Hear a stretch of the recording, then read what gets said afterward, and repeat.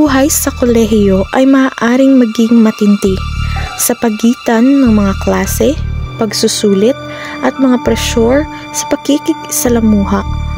Madaling maligaw sa kaguluhan. Ngunit paano kung may isang linggo para kalimutan muna at ituon ang pansin sa ibang mga bagay? Kaya this coming May 6 to 11, samahan niyo kami sa isang Student Week of Devotion na may temang Altered, Never the Same Again. Kaya I'm inviting all CPAsians, be part of this program. Magkita-kita tayo at Central Philippine Adventist College and get ready to be altered and never the same again.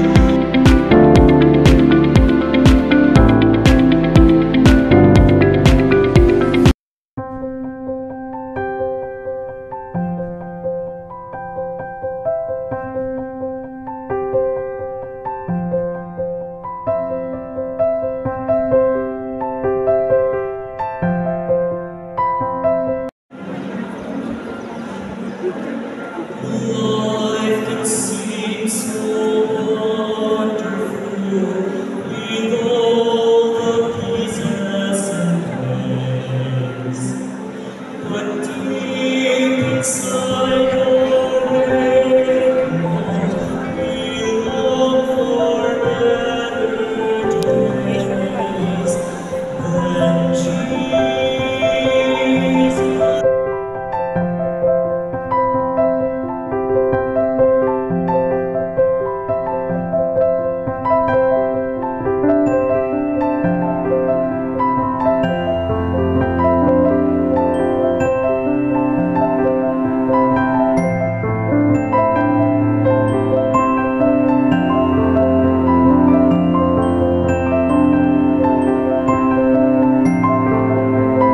Hi everyone, I'm Cherry Camarles, taking Bachelor of Science in Office Administration class.